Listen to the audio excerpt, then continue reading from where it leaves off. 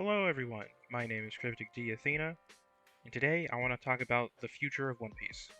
More specifically about Elbaf, the next arc that the fan base is theorizing to be where the Straw Hat Crew will go next. You see, I really love Norse mythology, and it has long been since hinted at and theorized that Elbaf will be heavily inspired by Norse mythology. And that is something that is very close to my heart in recent years, I should say, with the advent of the MCU making Norse mythology more popular, along with shows like Vikings, and I think there's a couple other ones that are doing really well. And apparently, there's an anime I've never heard of called Vinland Saga. I guess that's where Vinland D. Ragnarok gets his name, but we're not here to talk about those. We're here to talk about One Piece. So sit back and relax, and I hope you enjoy my speculation of Elbaf. Let's start off with something simple. In the whole 1046 chapters of One Piece, there's not a single character with an eye patch. Instead, we have many characters who have scars on one side of their face, or simply no use for one of their eyes, or both of their eyes. And if you know anything about Norse mythology, the chief man in charge of the Norse gods is the Allfather, Odin.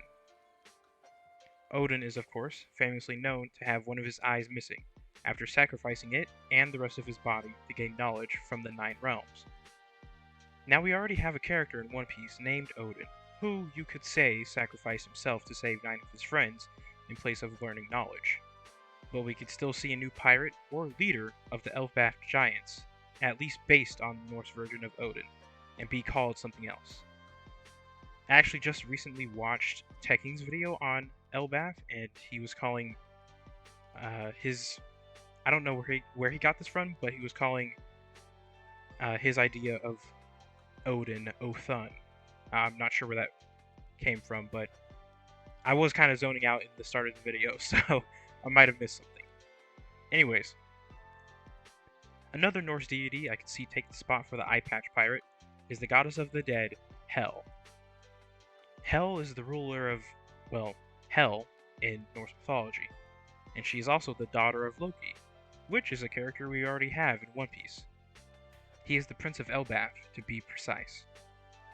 Hel is described as having a half white and black or blue skin, depending on the translation, and a constantly grimacing face. I think she is more famously described as having a body that is half dead and half alive. She is also noted to be an evil entity, but there's not much information on her to really say what alignment she falls on. It's likely that she's based more on the idea of death as a force of nature, which some people may see as evil. Maybe Oda would take this aspect and make a character based on her to be the villain of the Elbaf arc. But my initial idea for a character based on her would be a female pirate that has an eye patch over the left eye, in addition to her entire left side being either dead, rotted away, or one of the two colors mentioned before. I think she would also have the ability to rot or decay things around her, stemming only from her left hand or foot, while the other side rejuvenates rotted or aged things. We do have Shinobu, who has similar powers, so instead maybe this character could have ice-based powers similar to that of Brook. Hel, the place in Norse mythology, not the goddess, is often described as a cold place, so perhaps she would have similar abilities to Brook. Maybe Brook even met this character in the afterlife. But that's going into different territory, so let's keep moving on here. At the very least, I think the Prince of Elbaf, Loki, will have a daughter who may or may not be based on Hel. I figure Oda would base her on Hel, though, as he does put his best foot forward when it comes to representing different mythologies in the series. So I sure hope he doesn't miss this opportunity to put in Hel as a character, either in a major or minor role. However, there is one caveat to this hope for Elbaf, and that's apparently Oda has already stated that he has an eye patch character ready, but he's saving it for the end of the series. Quote, "In the final scenes of One Piece, there is one pirate who appears with an eye patch. I am itching to draw this character. Well, I guess if Elbaf isn't the final arc of One Piece, then the fabled eye patch pirate won't be based on Odin, Hel, or Norse mythology at all. Oh well, a girl can dream. The next thing I want to talk about is another character who has their left side messed up, and that is of course red-haired Shanks. And if you've been watching One Piece videos for a while now, you have likely come across what I'm about to say. It is very possible that Shanks is based on the Norse god Tyr, who was known to be the god of war and justice. His most famous story is when he faced off against Fenrir, a colossal and terrifying wolf. Fenrir was raised by the gods in order to prevent him from causing chaos, as he was quite the large pup. However, they feared his power so much that they eventually tried to bind him with chains under the guise that they were simply testing his strength, or in the way of a children's game. Unfortunately for the gods, seemingly no chain nor restraint could hold this beast. So they enlisted the help of the dwarves to craft them a chain strong enough to contain Fenrir. And that they did, but to everyone else, this chain looked like string. Because of this, Fenrir was suspicious of this chain and asked for any of the gods to put their hand into his mouth as a sign of good faith, a sign of trust. Of course, the only god brave enough to submit his arm to a potential tearing was Tyr. And once Fenrir found out that he could not escape from his new shackles, he of course ripped off Tyr's arm. But the wolf was swiftly bound to a nearby boulder, and a sword was placed into his mouth to prevent it from moving. With his mouth agape, Fenrir would start to drool and create a river called Expectation, as he would later return in the event of Ragnarok, the Norse version of the apocalypse. Now just take all of what I said, replace Shanks with Tyr and the Sea King that took off his arm with Fenrir, and we got ourselves a parallel, right? Shanks of course stopped the Marineford Ward as well, and has ties to the Gorosei, which could be stand-ins for the other gods in the story I told. It does seem likely that the Gorosei would use another person to get out of potentially dangerous situations, especially ones that they think they can't control. But who really knows?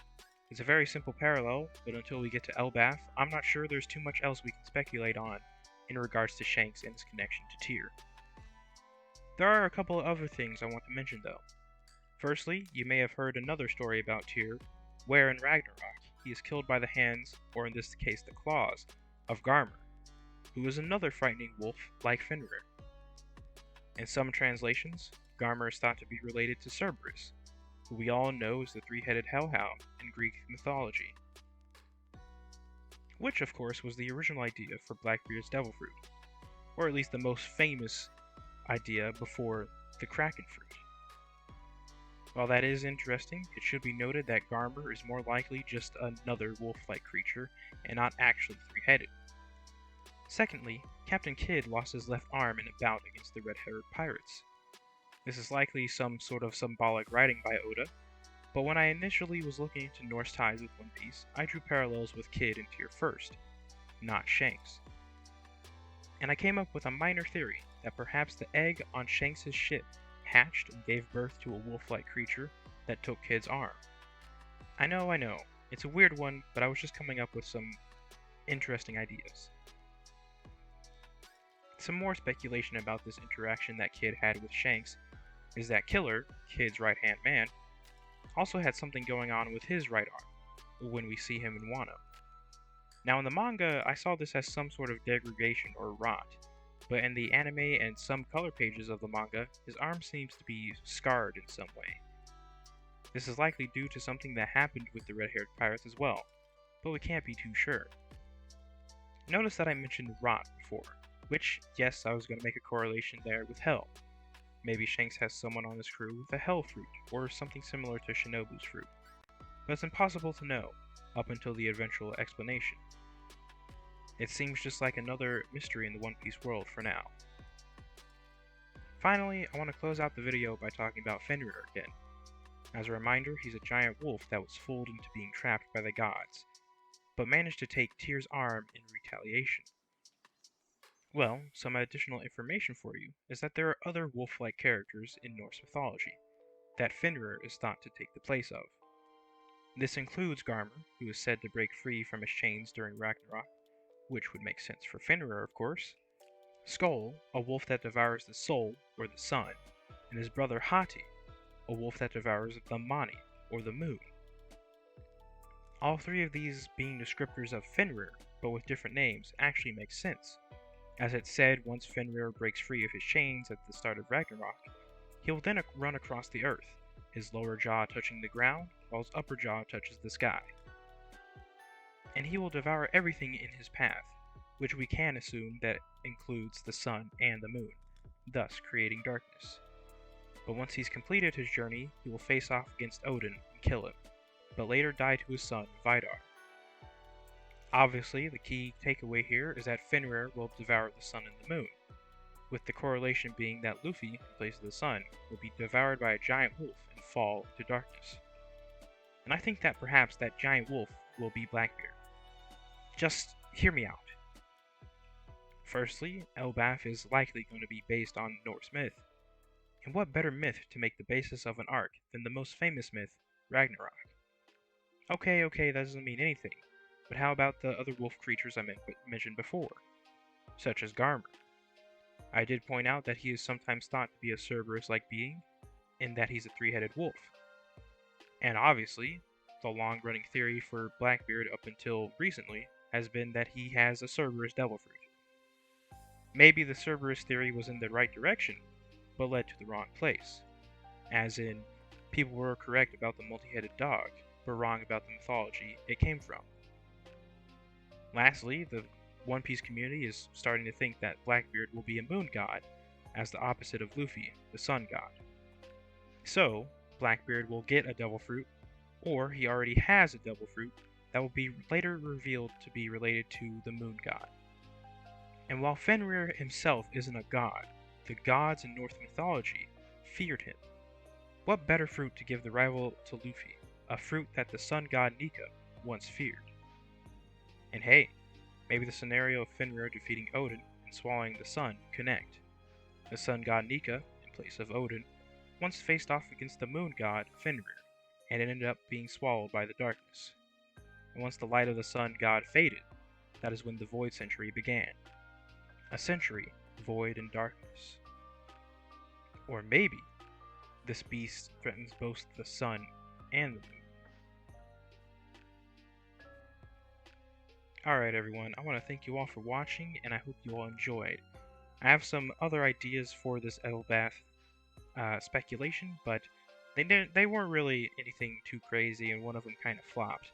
But the first idea was that maybe Luffy's kind of a Thor-like figure with him grabbing lightning and all that, but it wasn't really. It's just like a little small thing. I was kind of comparing Kaido to Jormungandr, which is the world serpent in Norse mythology, and obviously Kaido has a serpentine dragon body, but that's obviously due to cultural differences. But, you know, it still was a neat idea in my head at first. And then my other idea was connecting the races in One Piece to the 9 realms of Norse mythology, which most have a race tied to in the stories.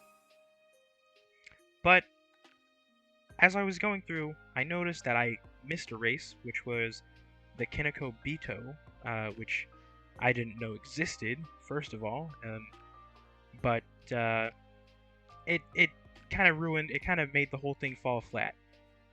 In addition, some of the realms in Norse mythology don't exactly fit with races, but it's neither here nor there. I just went ahead and stuck to the 3 big topics that I feel like will be covered in Elbaf or in One Piece at some point. And with that, I want to thank you all again for watching. Be sure to like, comment, and subscribe, and follow my Twitter to see all my artwork for the videos that I make, and for updates on when I'm going to be releasing my next video. So, I'll see you all around. Have a good day. In every storm, in every moon, in every need.